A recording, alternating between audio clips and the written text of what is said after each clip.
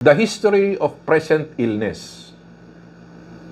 It's a narrative showing the urgency of admissibility. The content must be substantial. Ito ang dami ko na hong na-review ng mga CF4 at ng mga chart. Wala hong kakwenta-kwenta yung mga history of present illness.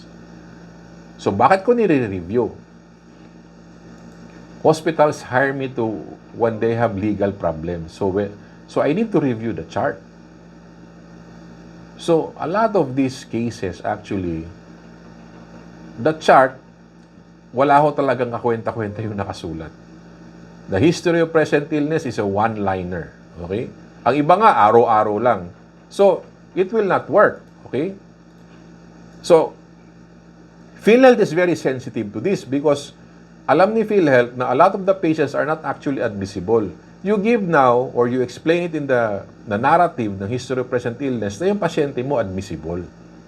Yan yung hinahanap nila. So you need now to have a substantial, okay? Yung content mo is something credible at may laman.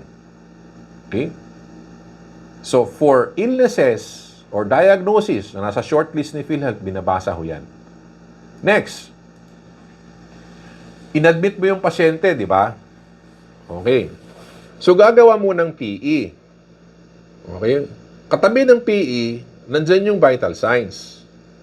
If possible, yung PE mo, pati yung vital signs mo, must reinforce the chief complaint and the history of present illness.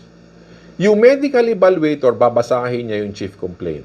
Babasahin niya yung history of present illness. Babasahin din ho niya yung PE mo. Okay, it's a very quick review. Kaya ho, yung PE mo, if possible, it must reinforce the chief, showing the problem. So the signs and symptoms must be highlighted to warrant the admission. Ulitin natin You need to highlight the signs and symptoms.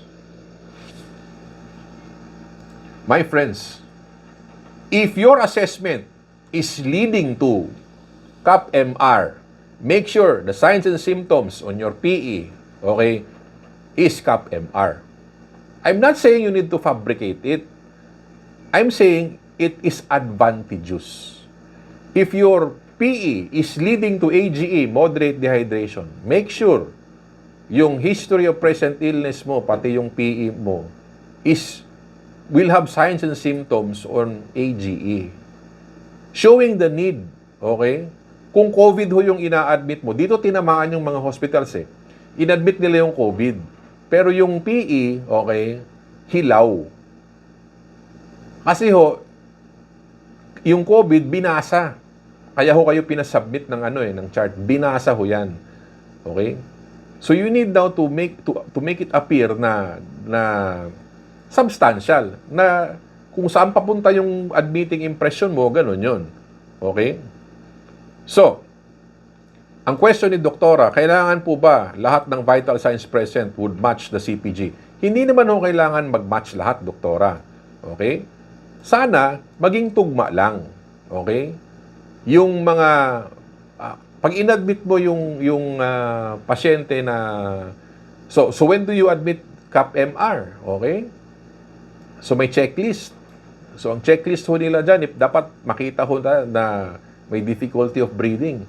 So, hindi ka pwede hong maglalagay, or it will be contradicting if you will declare that there's difficulty of breathing and the RR is normal. Okay? So, make sure ho, Doktora, na there's level of consistency. What if, Dok Ben, normal nga pagkuha ng nurse? Okay, pwede naman yan. Just make sure yung documentation mo, yung palaman ho, yung clinical chart, or the CF4, okay, it should show, okay, reinforce the logic that there is this difficulty of breathing. Okay?